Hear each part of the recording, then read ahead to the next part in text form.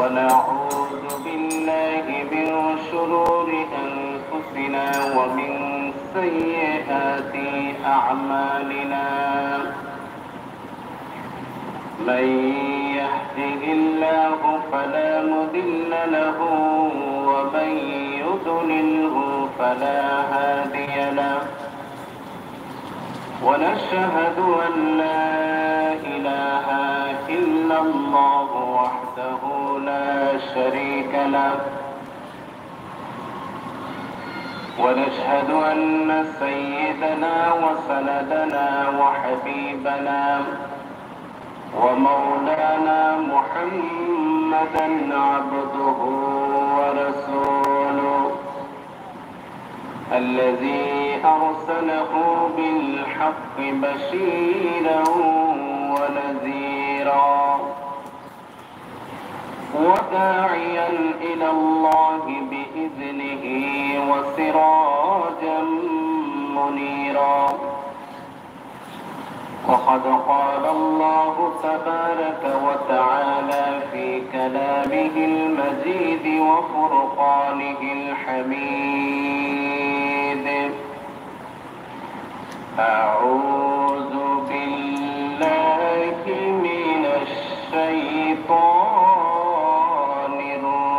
الرجيم بسم الله الرحمن الرحيم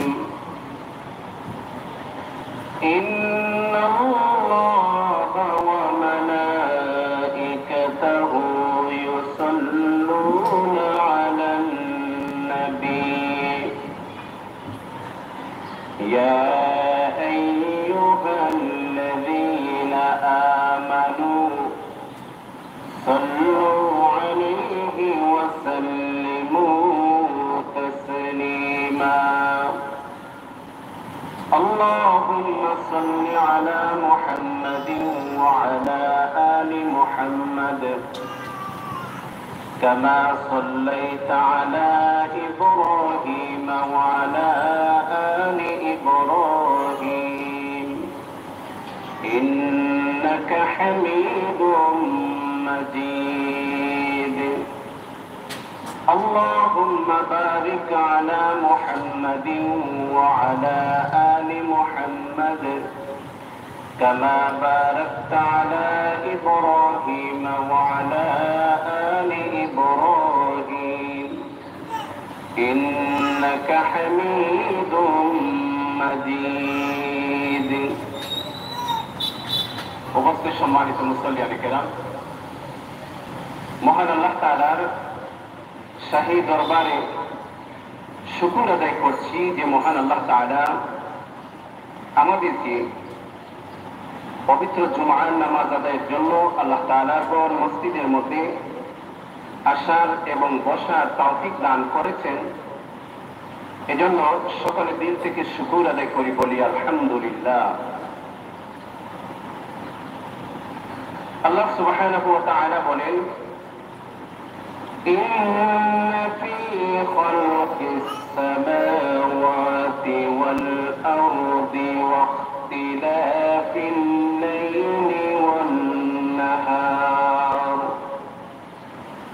ওয়া ইখতিলাফিল লাইলি ওয়ান নাহারি লাআয়াতিন লিউলিল আলবাব الذين يذكرون الله قياما وقعودا وعلى جنوبهم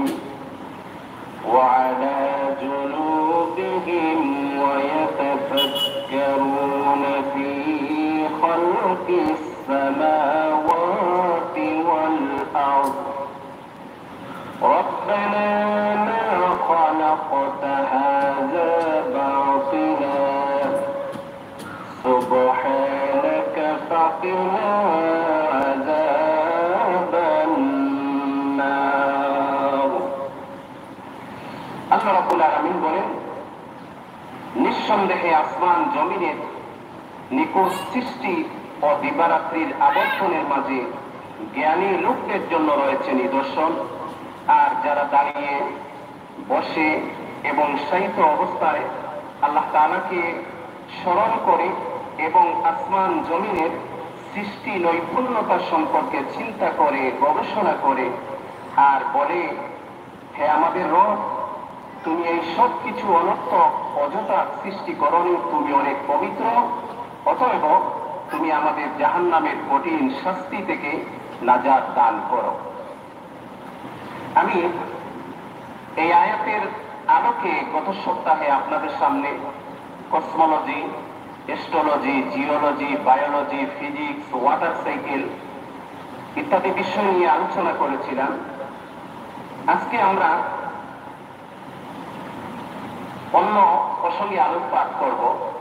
এই আয়াতের আলোকে আল্লাহ রাব্বুল আলামিন বলেন, নিশ্চয় আসমান জমিনের নিখুঁত সৃষ্টিতে, আসমান এবং জমিনকে আল্লাহ তাআলা এত নিখুঁতভাবে, এত সুন্দরভাবে সৃষ্টি করেছেন, এর সৃষ্টির মধ্যে কোথাও কোনো ত্রুটি নেই, কোথাও কোনো দোষ নেই, আইব নেই।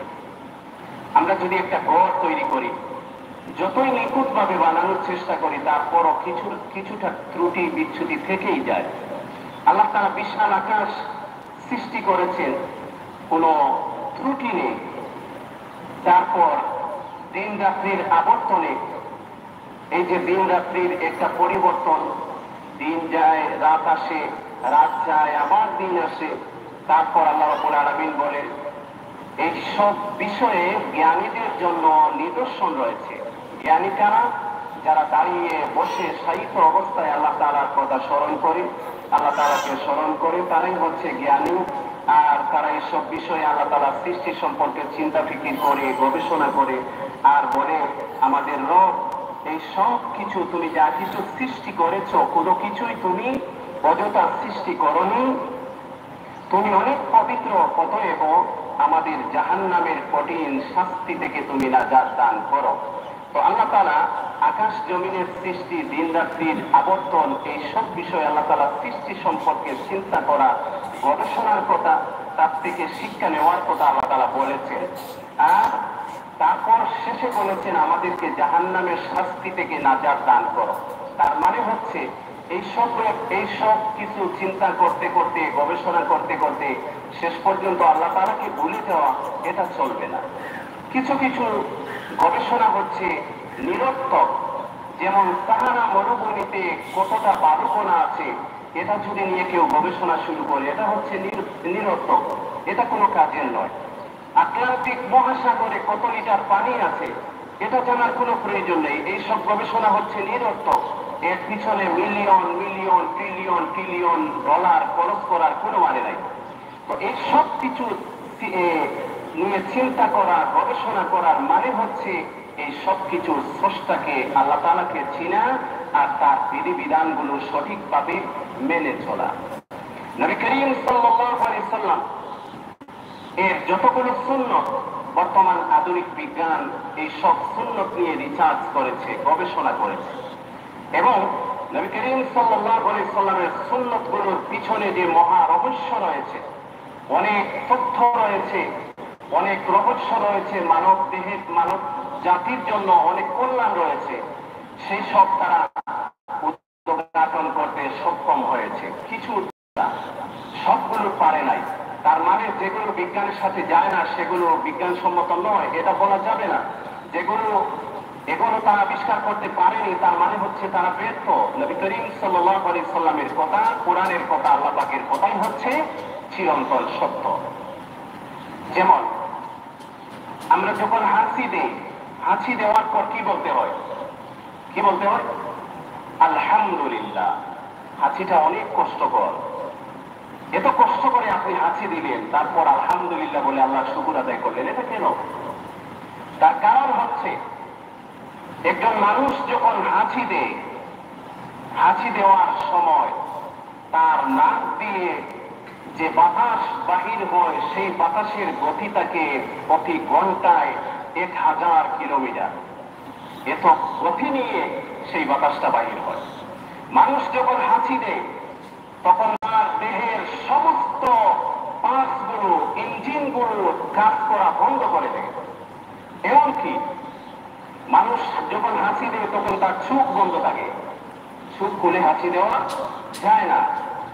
এমনকি মানুষের হার্টবিটও তখন বন্ধ হয়ে যায়, হার্টের কার্যক্ষমতা তখন বন্ধ হয়ে যায়, সবকিছু অফ হয়ে যায় কয়েক সেকেন্ডের জন্য। হাসি দেওয়ার পর সেই সব পার্টসগুলো, ইঞ্জিনগুলো আবার কাজ করা শুরু করে। তো একজন মানুষের সমস্ত দেহের ইঞ্জিনগুলো যখন বন্ধ হয়ে যায়, এরকম যদি বন্ধ থেকেই যায়, তাহলে মানুষটা কি হয়ে যাবে? ডেড হয়ে যাবে। তো প্রায় একজন মানুষকে আল্লাহ নতুন জীবন দান করলেন। এজন্য আল্লাহ শুকর আদায় করে বলতে হয় আলহামদুলিল্লাহ। গেল একটি কারণ। দ্বিতীয় নম্বর কারণ হচ্ছে, মানুষ যখন হাসি দেয়, হাসির সাথে হাজার হাজার রোগ জীবাণু তার ভিতর থেকে বের হয়ে যায়। আল্লাহ তাআলা তাকে হাসির মাধ্যমে রোগ জীবাণুগুলো বাহির করে দিয়ে তাকে নতুন করে আবার জীবন চলার পথ দেখালেন। এজন্য আল্লাহ পাকে শুকর আদায় করে বলতে হয় আলহামদুলিল্লাহ। উনি যখন যদি আসতে বলেন আলহামদুলিল্লাহ, কোনো কথাই নেই। যদি জুড়ে বলেন আলহামদুলিল্লাহ, পাশে কেউ থাকে, তাহলে উনি বলবেন কি ইয়া রাহমাতাল্লাহ। এটা যখন তিনি বলবেন তখন হাসি দাতা এর উত্তরে কি বলতে হবে? ইয়াহদিকুমুল্লাহু ওয়া ইউসলিহ বালাকুম। এই গেল হাসির পিছনের সাইন্স। নবী করিম সাল্লাল্লাহু আলাইহি ওয়াসাল্লাম বলেন, মা আসফালা মিনাল কাবাইনি মিনাল ইজারি ফিন্নার। টাকনুর নিচে যে অংশ পায়জামা অথবা লুঙ্গি দ্বারা ঢাকা থাকবে সেটা জাহান্নামে যাবে। তো কাপড় যখন আমরা পরিধান করব সেটা টাকনুর উপরে থাকতে হবে। কতটুকু থাকতে হবে? টাকনুর উপরে। অনেকে দেখা যায় যে নামাজের সময় টাকনুর উপরে তুলে নামাজ থেকে বাহির হওয়ার সময় যখন জুতা পরে তখন প্যান্টটাকে আবার ছেড়ে দেয়, সেটা আবার টাকনুর নিচে চলে যায়। না, সব সময় কাপড় পরিধান করতে হবে টাকনুর উপরে। এটা পুরুষদের জন্য না মহিলাদের জন্য? পুরুষদের জন্য।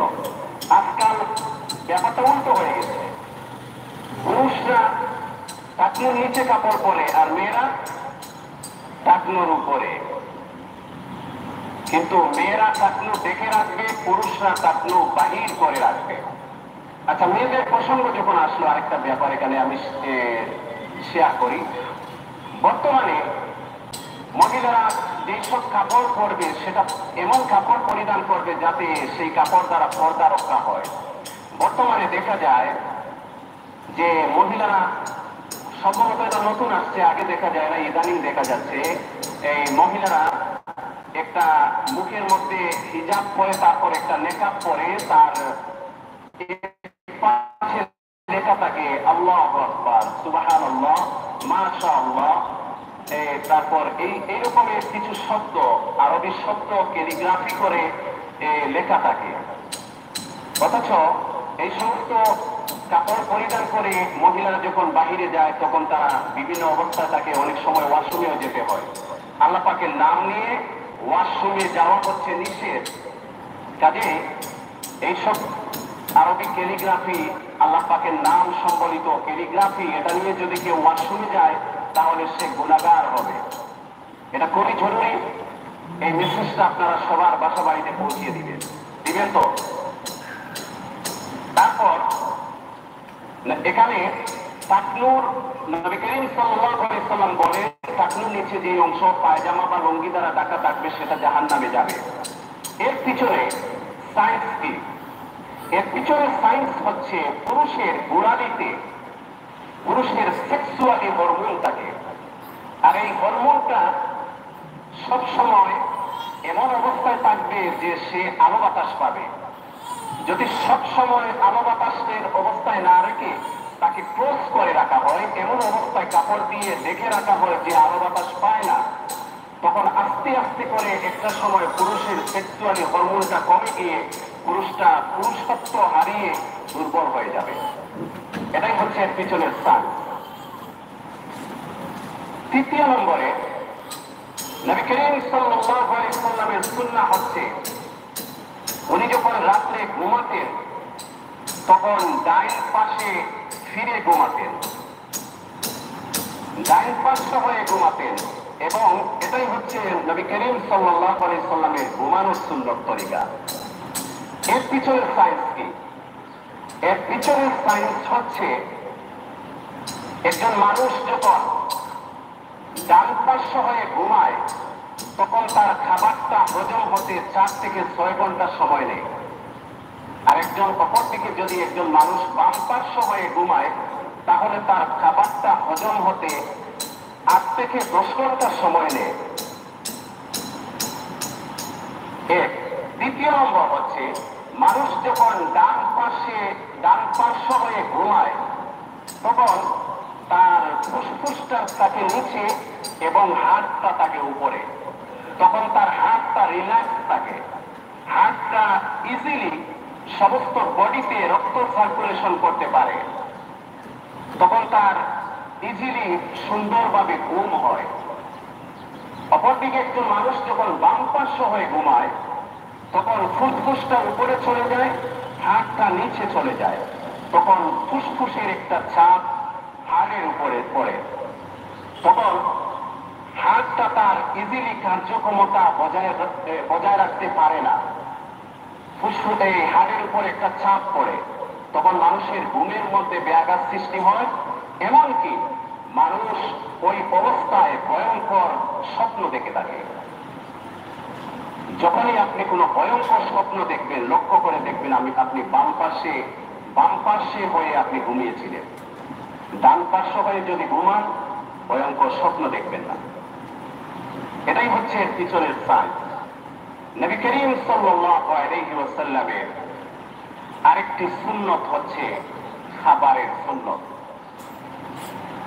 আমি গত সপ্তাহে বিজ্ঞানের অনেকগুলো দিক নিয়ে আলোচনা করেছিলাম। এর মধ্যে থেকে অনেকে বর্তমান স্বাস্থ্য সচেতনতার অংশ হিসেবে ডায়েট করতে চান। এই ডায়েটের কথা কিন্তু কোরআনে রয়েছে। আল্লাহ রাব্বুল আলামিন বলেন, কুলু ওয়াশরাবু ওয়া লা তুসরিফু ইন্নাহু লা ইউহিব্বুল মুসরিফিন। আল্লাহ রাব্বুল আলামিন বলেন, খাও, পান করো, কিন্তু ইসরাফ করো না। ঠিকভাবে তৈয়বাত আল্লাহ যা দুনিয়াতে পবিত্র দিয়েছেন সেগুলো থেকে খাও এবং পান করো, কিন্তু ইসরাফ করো না। এই ইসরাফের একটি ব্যাখ্যা হচ্ছে খাবার নষ্ট করা, আর আরেকটি অর্থ হচ্ছে অতিরিক্ত খাওয়া। অতিরিক্ত খাওয়াটাও এক ধরনের ইসরাফ। হযরত এর পুরোপুরি ব্যাখ্যাটা আমরা পাবো নবী করিম সাল্লাল্লাহু আলাইহি সাল্লামের জীবন থেকে, উনার আদর্শ থেকে, উনার লাইফস্টাইল থেকে। হযরত নবী করিম সাল্লাল্লাহু আলাইহি ওয়াসাল্লাম খুব ভোরে ঘুম থেকে উঠতেন। খুব ভোরে ঘুম থেকে ওঠার পর উনি, এখানে আরেকটা ব্যাপার আমি এড করতে চাই। নবী করিম সাল্লাল্লাহু আলাইহি সাল্লাম ঘুম থেকে উঠে প্রথমে উভয় হাতকে ধুইতেন। হাদিস শরীফে আসছে, নবী আলাইহিস সালাম বলেন, কেউ যখন ঘুম থেকে উঠে উভয় হাতকে যেন 3 বার কবজি পর্যন্ত খুব ভালোভাবে ধৌত করে, কারণ সে জানে না রাত্রে তার হাতটা কোথায় ছিল। ঘুম থেকে উঠে উভয় হাতকে কোনো কিছুতে ধরার আগে, ছোঁয়ার আগে, স্পর্শ করার আগে উভয় হাতের কবজিকে, 2 হাতের কবজিকে 3 বার ধৌত করতে হবে। তারপর নবী করিম সাল্লাল্লাহু আলাইহি সাল্লাম ওযু করতেন। ওযুতে 3 বার পানির ঝাপটি তিনি চোখের মধ্যে দিতেন। বিজ্ঞানীরা এটা নিয়ে রিসার্চ করে তারা এই সিদ্ধান্তে পৌঁছেছে যে একজন মানুষ যদি ভোরে ঘুম থেকে উঠে চোখের মধ্যে পানির ঝাপটি মারে তাহলে ওই লোকটার চোখে কখনো ছানি পড়বে না। নবী করিম সাল্লাল্লাহু আলাইহি সাল্লাম ওযু করতেন, তারপর তিনি নামাজ পড়তেন।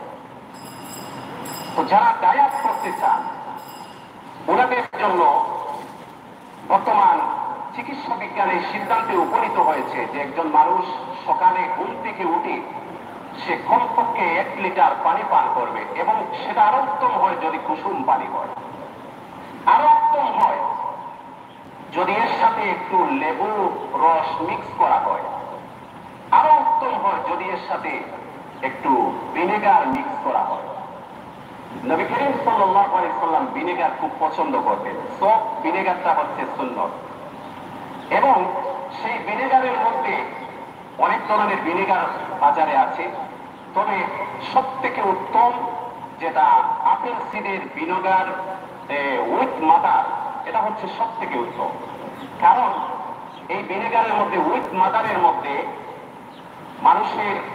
মানুষের জন্য উপকারী, দেহের জন্য উপকারী ব্যাকটেরিয়া রয়েছে এবং পেটের মধ্যে থাকা খারাপ ব্যাকটেরিয়ার বিরুদ্ধে ওরা লড়াই করে এবং সেটা খাবার হজমে এবং অ্যাসিডি প্রবলেম সমাধানে এটা খুব সহযোগিতা করে। তো নবী করিম সাল্লাল্লাহু আলাইহি সাল্লাম সকালে কি নাস্তা করতেন? তো আপনি সকালে এটা করলেন, এটা খেলেন, তারপর সকালে বাড়ির কোনো নাস্তা না করে আপনি খুব দেরি করে কিছু নাস্তা করুন এবং সেটা খুব অল্প পরিমাণে। তবে আমি পরামর্শ দিব, সকালে যারা ডায়েট করতে চান ওনারা সকালে একটু বাদাম খাবেন। কারণ বর্তমান চিকিৎসা বিজ্ঞানীরা এই সিদ্ধান্তে উপনীত হয়েছে যে মানব দেহের জন্য সব থেকে উপকারী খাবার হচ্ছে বাদাম, এবং সেই বাদামের মধ্যে আখরোট এবং কাঠবাদাম। তো আপনি একটু বাদাম খান এবং ডিম খান, এবং আপনি যদি চা পছন্দ করেন তাহলে গ্রিন টি খান অথবা ব্ল্যাক কফি খান, এবং সেটা সুগার ছাড়া এবং লবণ ছাড়া। এটা আপনার জন্য খুবই উপকারী। নবী করিম সাল্লাল্লাহু আলাইহি ওয়াসাল্লাম সকালে নাস্তায় 7টা খেজুর খেতেন। কি খেতেন? 7টা খেজুর খেতেন। খেজুরে খুব পরিমাণে ক্যালোরি রয়েছে এবং আয়রন রয়েছে, যাদের রক্ত শূন্যতা ডাক্তার সাজেস্ট করে তাদেরকে খেজুর খাওয়ার জন্য। এবং নবী করিম সাল্লাল্লাহু আলাইহি ওয়াসাল্লাম সকালের নাস্তায় দুধ খেতেন এবং খেজুর খেতেন, 7টা খেজুর, আজওয়া খেজুর। নবী করিম সাল্লাল্লাহু আলাইহি ওয়াসাল্লাম বলেন, যে ব্যক্তি সকালে 7টা আজওয়া খেজুর খাবে, ওই দিন যদি সে বিষও পান করে, বিষ তার দেহে কোনো ক্রিয়া করবে না। আজওয়া খেজুর এত শক্তিশালী। তারপর দুপুরে নবী করিম সাল্লাল্লাহু আলাইহি ওয়াসাল্লাম খাবার খেতেন, সেটা খুব অল্প পরিমাণে। আমরা তো আলহামদুলিল্লাহ খাবার যখন খাই খুব বেশি করে খাই। নবী আলাইহিস সালামের অভ্যাস ছিল উনি ক্ষুধা না লাগলে খেতেন না এবং পেটে ক্ষুধা রেখেই খাবারটা শেষ করে ফেলতেন। এটা হচ্ছে নবী আলাইহিস সালামের সুন্নত। বর্তমান চিকিৎসা বিজ্ঞানও এই সিদ্ধান্তে উপনীত হয়েছে, আপনি অতিরিক্ত খিদা লাগলে আপনি খাবেন এবং ক্ষুধা রেখেই আপনি খাবার শেষ করবেন। এটাই হচ্ছে স্বাস্থ্যসম্মত খাবার। এবং নবী আলাইহিস সালাম অর্গানিক খাবার খেতেন, কোনো প্রসেস ফুড খেতেন না। আমরা তো এত রূপ তো আগে ছিল না, তাহলে বর্তমানে এত রূপ কেন? এত রোগের পিছনে আল্লাহ তাআলা বলেন, পৃথিবীতে জলস্থলে যত বিপর্যয় সব আমাদের দু হাতের কামাই। এত রোগ, এগুলো আমাদের দু হাতের কামাই। আমরা প্রসেস ফুডের দিকে ছুটতেছি। নবী আলাইহিস সালাম তেল খেতেন, অলিভ অয়েল তিনি পছন্দ করতেন। কাজেই বলা যায় অলিভ অয়েলটা সুন্নাত। আমরা খারাপ তেল খাই, খারাপ কোলেস্টেরল খাই। নবী করিম সাল্লাল্লাহু আলাইহি সাল্লাম বাদাম পছন্দ করতেন, সামুদ্রিক মাছ পছন্দ করতেন। এই দুটো জিনিসই রয়েছে ওমেগা 3 ফ্যাট, যেটা মানব দেহের জন্য খুবই উপকারী। আর সব থেকে গুরুত্বপূর্ণ আমাদের স্বাস্থ্যকে, ওজনকে বাড়ানোর জন্য, আমাদের বুড়ি বড় হওয়ার জন্য, আমাদের লিভারের মধ্যে, আমাদের কিডনিতে, আমাদের হার্টে, ব্রেইনে চর্বি জমা হওয়ার জন্য সব থেকে খারাপ যে অভ্যাস, সেটি হচ্ছে রাত্রের বাড়ি খাবার। নবী করিম সাল্লাল্লাহু আলাইহি সাল্লাম সন্ধ্যার সময় এশার আগে রাত্রের খাবার খেয়ে ফেলতেন এবং রাত্রের খাবারটা তিনি বাড়ি খাবার খেতেন না। কাজে এগুলো আলোচনা করার পিছনে কারণ হচ্ছে যে আমরা সুন্নতকে যদি মানি, আমরা আমাদের লাইফস্টাইলকে সুন্নত মতো যদি করে ফেলি, আমরা সুন্নতের সওয়াবও পাবো, সেই সাথে আমাদের সুস্থ স্বাভাবিক জীবন আমরা পরিচালনা করতে পারবো। এজন্য যদি সুস্থ থাকতে চান, সুস্থভাবে আল্লাহ যতদিন হায়াতে রাখেন, দুনিয়াতে যদি সুস্থভাবে বেঁচে থাকতে চান, রাতের খাবারটার সময় পরিবর্তন করে নিতে হবে। রাত্রের খাবারে কোনো অবস্থাতেই বাড়ি কোনো খাবার খাওয়া যাবে না। এবং খাবারটা যত তাড়াতাড়ি সম্ভব, যদি এশার আগে সম্ভব না হয় এশার পরপরই খেয়ে নেন। ঘুমানোর ডাক্তাররা বলে ঘুমানোর অন্তত আপনি 2-2.5 থেকে 3 ঘন্টা আগে রাতের খাবারটা আপনি সেরে ফেলুন, তাহলে সেটা হবে আপনার জন্য স্বাস্থ্যসম্মত। নবী করিম, আমরা আরেকটা খারাপ অভ্যাস আমাদের, খাবারের মধ্যখানে আমরা পানি ব্যবহার করি। নবী আলাইহিস সালাম খাবার এবং পানিকে একসাথে কখনোই খেতেন না। পানিটা হয়তো আগে খাবো, নতুবা খাবারের আধা ঘন্টা থেকে 1 ঘন্টা পরে খাবো। নবী আলাইহিস সালাম খাবার এবং পানি একসাথে কখনো খেতেন না। কাজে এই ভুলটাও করা যাবে না। নবী করিম সাল্লাল্লাহু আলাইহি ওয়াসাল্লাম খাবারটাকে খুব ভালো করে চিবিয়ে খেতেন। এজন্য এখানে পিছনের সায়েন্স হচ্ছে, খাবারটা যদি খুব ভালো করে চিবিয়ে খাওয়া হয় তাহলে সেটা দ্রুত হজম হয়। এই খাবার থেকে অ্যাসিডিটি প্রবলেমটা কম হয়। এজন্য নবী আলাইহিস সালামের সুন্নাহ হচ্ছে খাবারটা খুব ভালো করে চিবিয়ে খাওয়া। নবী করিম সাল্লাল্লাহু আলাইহি ওয়াসাল্লাম অর্গানিক ফুড খেতেন। ঘন সবুজ শাক সবজি এগুলো আমরা বেশি করে খাবো। প্রসেস ফুডটা বাদ দিব, ব্রয়লার মুরগিকে বাদ দিব। যত অর্গানিক ন্যাচারাল আছে সেগুলো আমরা খাওয়ার চেষ্টা করব। ঘন বিজ্ঞানীরা দ্বিতীয় পর্যায়ে সব থেকে মানব দেহের জন্য উপকারী বলেছেন বাদাম, দ্বিতীয় পর্যায়ে বলেছেন ঘন সবুজ শাক সবজি, যেগুলো কাঁচা খাওয়ার উপযোগী সেগুলো কাঁচা খাবো সালাদ বানিয়ে, যেগুলো রান্না করে খাওয়ার উপযোগী সেগুলো রান্না করে খাবো, এবং সেগুলো হাফ সিদ্ধ করে, অতিরিক্ত সিদ্ধ করলে তার গুণাগুণ নষ্ট হয়ে যায়। এইভাবে বিজ্ঞানীরা নবী করিম সাল্লাল্লাহু আলাইহি সাল্লামের সুন্নত নিয়ে তারা রিসার্চ করেছে। রিসার্চ করে বাথরুমে যখন আমরা যাই, নবী আলাইহিস সালামের সুন্নাহ হচ্ছে ঢিলা ব্যবহার করা। বিজ্ঞানীরা রিসার্চ করেছেন, একজন মানুষ যদি ঢিলা ব্যবহার না করে সরাসরি পানি ব্যবহার করে, তাহলে তার হাতের এই রেখার মধ্যে লেগে থাকা কৃমির ডিমগুলো, যেগুলো খালি চোখে দেখা যায় না, পরবর্তীতে সেগুলো ফুটে উঠে তার থেকে কৃমির জন্ম হয় এবং সেগুলো অন্য খাবারের সাথে আবার আমাদের পেটের মধ্যে চলে যায়। কাজে যদি একজন মানুষ ঢিলা ব্যবহার করে তাহলে এই ধরনের স্বাস্থ্য ঝুঁকির মধ্যে সে পড়বে না। এবং ঢিলাটা হচ্ছে মাটির ঢিলা, বর্তমানে তো আর মাটির ঢিলা পাওয়া যাবে না, সেই হিসেবে কমপক্ষে টিস্যু ব্যবহার করবে। নবী আলাইহিস সালামের সুন্নাহ হচ্ছে মিসওয়াক, ব্রাশ দিয়ে মিসওয়াকের সুন্নতটা আদায় হবে না, মিসওয়াক হতে হবে গাছের ডাল, এটাই হচ্ছে সুন্নত। নবী করিম সাল্লাল্লাহু আলাইহি ওয়াসাল্লাম বলেন, লাউলা আশুক্কা আলা উম্মতি লা মাসসাহুম বিসওয়াক ইনদা কুল্লি সালাতিন আই ফুজুরি। আমার উম্মতের কষ্ট হবে, নতুবা আমি নবী আদেশ করতাম তোমরা প্রত্যেক নামাজের ওযুতে মিসওয়াক করো। মিসওয়াকের অনেকগুলো উপকার, তার মধ্যে থেকে সবথেকে বড় উপকার হচ্ছে মৃত্যুর সময় কালেমা নসিব হবে, ঈমান নসিব হবে। এজন্য আমরা নিজেরা মিসওয়াক ব্যবহার করব এবং আমাদের পরিবারের যারা বাচ্চা আছে তাদেরকে এখন থেকে অভ্যস্ত করব।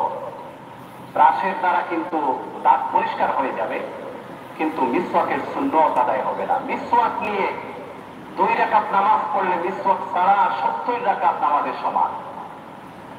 এজন্য মিসওয়াকের আমলটা আমরা করব। নবী করিম আল্লাহ রাব্বুল আলামিন পুরুষদেরকে স্বর্ণ ব্যবহার নিষেধ করেছে। এর পিছনের সায়েন্স কি? এর পিছনের সায়েন্স হচ্ছে, পুরুষরা যদি স্বর্ণ ব্যবহার করে তাদের সেক্সুয়ালি হরমোনটা ধীরে ধীরে দুর্বল হয়ে যায়। অপরদিকে মেয়েরা যদি স্বর্ণ ব্যবহার করে তাদেরকে এটা এই ব্যাপারে সাপোর্ট করবে। এজন্য আল্লাহ সুবহানাহু ওয়া তাআলা পুরুষদের জন্য স্বর্ণ ব্যবহার নিষিদ্ধ করেছে। এইভাবে আল্লাহ পাকের কথা, নবী আলাইহিস সালামের সুন্নাহ সবগুলোর পিছনে অনেক সায়েন্স রয়েছে। আচ্ছা, নামাজের মধ্যে যখন আমরা সিজদা করি, নবী করিম সাল্লাল্লাহু আলাইহি সাল্লাম বলেন সিজদা, রুকু এবং সিজদাকে স্থিরভাবে করা, এবং রুকু থেকে দাঁড়ানো, ভালোভাবে দাঁড়ানো, এটা হচ্ছে ওয়াজিব। কেউ যদি রুকু থেকে ভালোভাবে না দাঁড়িয়ে আবার সিজদায় চলে যায়, ওয়াজিব তরক করার কারণে সাহু সিজদা তার উপর ওয়াজিব হবে, নতুবা নামাজ নষ্ট হয়ে যাবে। এইভাবে দুই সিজদার মধ্যখানে ভালোভাবে স্থিরভাবে বসা। বিজ্ঞানীরা এগুলো নিয়ে রিসার্চ করেছেন, আর এর পিছনে যে তথ্য তারা দিয়েছেন সেটা হচ্ছে একজন মানুষ যখন রুকুতে যায় তখন তার এই ব্রেইনের মধ্যে খুব ভালোভাবে ব্লাড সার্কুলেশন করে। একজন মানুষ যদি হুট করে স্থিরভাবে না দাঁড়িয়ে হুট করে যদি দাঁড়িয়ে যায় তাহলে তার রক্তের চলাচলে ব্যাঘাত সৃষ্টি হয়ে এই লোকটা স্ট্রোক করার সম্ভাবনা রয়েছে। ঠিক তেমনি ভাবে একজন মানুষ যখন সিজদায় যায়, সিজদাতে যখন স্থিরভাবে সিজদা করে তখন তার মুখমণ্ডলের সমস্ত শিরায় উপশিরায় ব্লাড সার্কুলেশন খুব ভালোভাবে হয়। আর নবী করিম সাল্লাল্লাহু আলাইহি ওয়াসাল্লাম বলেন যে তোমরা খুব ভালোভাবে রুকু এবং সিজদা করো, কাকের মতো ঠুকর মেরে সিজদা করো না। নবী আলাইহিস সালাম বলেন সব থেকে নিকৃষ্টতম চুর হচ্ছে নামাজের মধ্যে যে চুরি করে। প্রশ্ন করা হলো নামাজের চুরি কিভাবে? নবী আলাইহিস সালাম বলেন যে রুকু সিজদা সঠিকভাবে আদায় করে না। সিজদাতে মুখমণ্ডলের শিরা উপশিরায় যখন ব্লাড ভালোভাবে গিয়ে পৌঁছে, ব্লাড সার্কুলেশনটা ভালোভাবে হয়, তখন মানুষের মুখের উজ্জ্বলতা বৃদ্ধি পায়। এজন্য দেখবেন যারা নিয়মিত নামাজ পড়ে ওদের মুখমণ্ডলের এক ধরনের গ্লেজ রয়েছে, এক ধরনের আলো রয়েছে, সৌন্দর্য রয়েছে। আর যারা বেনামাজি তাদের চেহারায় এই উজ্জ্বলতাটা আপনি পাবেন না। এমনকি মহিলারা সুন্দর হওয়ার জন্য কত কিছু ব্যবহার করে। মহিলারা যদি জানতো নামাজের মধ্যে সৌন্দর্য রয়েছে, এই ব্যাপারটা যদি তারা বুঝতো এবং জানতো তাহলে তারা সারা রাত সিজদার মধ্যেই পড়ে থাকত। যে যত লম্বা সিজদা করবে তার মুখমণ্ডলের শিরা উপশিরা তত ভালোভাবে গিয়া ব্লাড পৌঁছবে, তত বৃদ্ধি পাবে। এখন আজ থেকে সৌন্দর্যের যত উপকরণ ব্যবহার সবগুলো ছেড়ে দেন আর নামাজের মধ্যে লম্বা লম্বা চিন্তা করেন। তো আল্লাহ রাব্বুল আলামিন বলেন ইন্না ফি খালকিস সামাওয়াতি ওয়াল আরদি ওয়াখতিলাফিল লাইলি ওয়ান নাহারি লাআয়াতিন লিউলিল আলবাব। নিঃসন্দেহে আসমান জমিনের সৃষ্টিতে দিন রাত্রির আবর্তনে নিদর্শন রয়েছে জ্ঞানীদের জন্য। এবং জ্ঞানী কারা তাদের পরিচয় দিতে গিয়ে আল্লাহ বলেন আল্লাযীনা ইয়াযকুরুনাল্লাহা কিয়ামান ওয়া qu'udan ওয়া আলা জুনুবিহিম ওয়া ইয়াতাফাক্কারুনা ফী খালকিস সামাওয়াতি ওয়াল আরদ। আর যারা দাঁড়িয়ে বসে শায়িত অবস্থায় আল্লাহ পাকের স্মরণ করে, আল্লাহ পাকের তাসবিহ এবং তার গুণগান পাঠ করে, আর আল্লাহ পাকের সৃষ্টির নৈপুণ্যতা সম্পর্কে চিন্তা করে, গবেষণা করে, আর বলে রব্বানা মা খালাকতা হাযা বাতিলা, আল্লাহ তুমি এই সব কিছু অনর্থক সৃষ্টি করো নাই, সুবহানাকা ফাকিনা আযাবান নার, তুমি অতি পবিত্র, অতএব তুমি আমাদেরকে জাহান্নামের শাস্তি থেকে তুমি নাজাত দান করো। এখানে আরেকটি বিষয় লক্ষণীয়, যারা খুব ভোরে ঘুম থেকে উঠে, নবী আলাইহিস সালাম খুব ভোরে ঘুম থেকে উঠতেন, আবার ফজরের নামাজ পড়ে আমাদের অনেকের ঘুমানোর অভ্যাস আছে। নবী করিম সাল্লাল্লাহু আলাইহি সাল্লাম ফজর বাদে ঘুমানোকে নিরুৎসাহিত করেছেন আর বলেছেন ফজরের পর বান্দার বান্দার রিজিক বন্টন করা হয়। ফজরের পর বান্দাদের রিজিক বন্টন করা হয়, কাজেই ওই সময়টাতে ঘুমানোকে নবী আলাইহিস সালাম নিরুৎসাহিত করেছেন। কাজেই আমরা ফজরের পর না ঘুমানোর চেষ্টা করবো। নবী আলাইহিস সালাম দুপুরে একটু বিশ্রাম নিতেন, ফজরের পর তিনি কখনো ঘুমাতেন না। আর আমরা খুব ভোরে ঘুম থেকে উঠবো, এটা খুবই স্বাস্থ্যসম্মত। আর খুব ভোরে ঘুম থেকে উঠে যদি কেউ জগিং করা শুরু করে অথবা কোনো বাড়ি কাজ করা শুরু করে, এটা তাদের জন্য খুবই ক্ষতিকর। যেমন সকালে ফার্স্ট টাইমে যখন কেউ একজন ড্রাইভার যখন গাড়িকে স্টার্ট করে, তখন স্টার্ট করে অনেকক্ষণ পর্যন্ত রাখে যাতে করে মোবিল প্রতিটি পার্টসের মধ্যে চলে যায় এবং ইজিলি গাড়িটা যাতে সামনে আগাইয়ে যেতে পারে। অপরদিকে এই যারা কম্পিউটার বা ল্যাপটপ ইউজ করেন, ওইটা প্রথমে স্টার্ট করার পর রিফ্রেশ করতে হয়।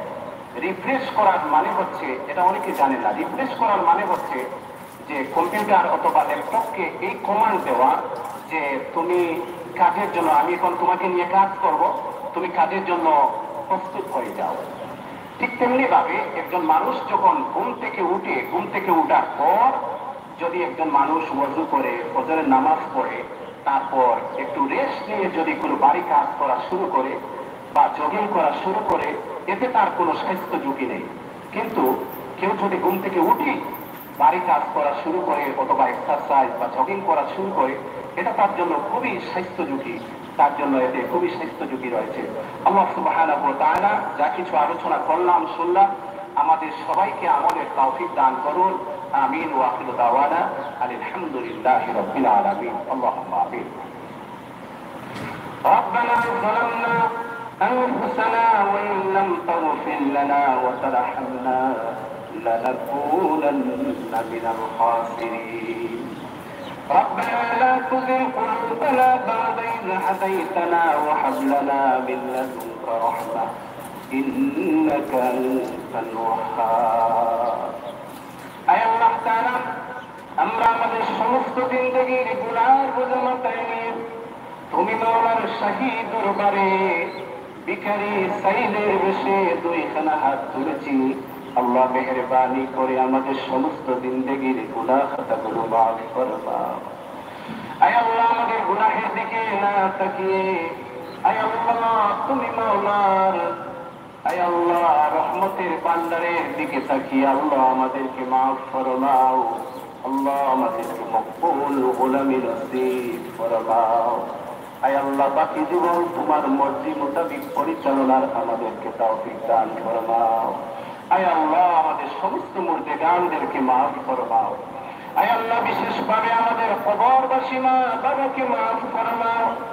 আয় আল্লাহ আমাদের মা বাবা নানা নানি দাদা দাদির খানদানের সমস্ত মুর্দেগানদের মাফ ফরমাও। আল্লাহ তামাম পৃথিবীর মাটির নিচে তোমার যত মুমিন মুমিনাত বান্দা বান্দি শুয়ে আছেন, আল্লাহ তামামের কবরগুলো জান্নাতের বাগান বানিয়ে দাও। রব্বুল আলামিন আল্লাহ আমরা অভাবীদের অভাব দূর ফরমাও। আয় আল্লাহ মুসিবত যাদের মুসিবত দূর ফরমাও, পেরেশান ওয়ালাদের পেরেশানি দূর ফরমাও, হাজত মন্দওয়ালাদের হাজাত গুলো পূর্ণ ফরমাও, বিমারীদেরকে তোমার দারুশ শিফা থেকে শিফা এনায়েত ফরমাও। তোমার অনেক বান্দা বান্দি আয় আল্লাহ বাসা বাড়ির বিছানার মধ্যে, হসপিটালের সিটের মধ্যে অসুস্থ অবস্থায় শায়িত, আল্লাহ তোমার বান্দা বান্দীদেরকে তুমি সুস্থতা দান ফরমাও। আল্লাহ আমাদের মধ্যে আমাদের পরিবারের মধ্যে অনেকে অসুস্থ, আল্লাহ তুমি সুস্থতা দান ফরমাও। আল্লাহ আমাদের হায়াত আমল বরকত দান ফরমাও। যতদিন দুনিয়ায় রাখো আল্লাহ সুস্থ রেখে তোমার বন্দেগীর তৌফিক দান ফরমাও। আয় আল্লাহ আমাদের তামাম দিল হাজাত গুলো পূর্ণ ফরমাও। তামাম জরুরিয়াত গুলো তোমার গায়বী খাজানা থেকে পূর্ণ ফরমাও। তামাম মুশকিলাত গুলো আসান ফরমাও। আয় আল্লাহ ওয়া মাবুদ তোমার মকবুল গোলামি নসিব ফরমাও। আয় আল্লাহ এই মুহূর্তে আমাদের পক্ষ থেকে অসংখ্য অগণিত দুরূদ এবং সালাম তোমার হাবিবের খেদমতে হাদিয়া পৌঁছাও। আল্লাহ তোমার হাবিব সাল্লাল্লাহু আলাইহি সাল্লামের সুন্নাহ মোতাবেক আমাদেরকে জীবন পরিচালনার তৌফিক দান ফরমাও। রব্বুল আলামিন আয় আল্লাহ আমাদেরকে বারবার মক্কা মদিনা জিয়ারত নসিব ফরমাও। রব্বুল আলামিন আল্লাহ আমাদের সমস্ত অশান্তি আর পেরেশানি গুলো দূর ফরমাও। আল্লাহ আমাদের হাজাত গুলো পূর্ণ ফরমাও। আয় আল্লাহ আমাদেরকে তুমি আমাদের প্রতি রহমত নাযিল ফরমাও। আয় আল্লাহ আমাদেরকে নিরাপত্তা শান্তির জিন্দেগি নসিব ফরমাও। আল্লাহ আমাদের দেশের মধ্যে রহমত দান ফরমাও। আয় আল্লাহ সমস্ত দুনিয়ার মধ্যে রহমত দান ফরমাও। আয় আল্লাহ আমাদের দেশের এবং तमाम দুনিয়ার মুমিন মুমিনাতদেরকে আল্লাহ তুমি হেফাজত ফরমাও بفضل سبحان ربك رب العزة عما يصفون وسلام على المرسلين والحمد لله رب العالمين آمين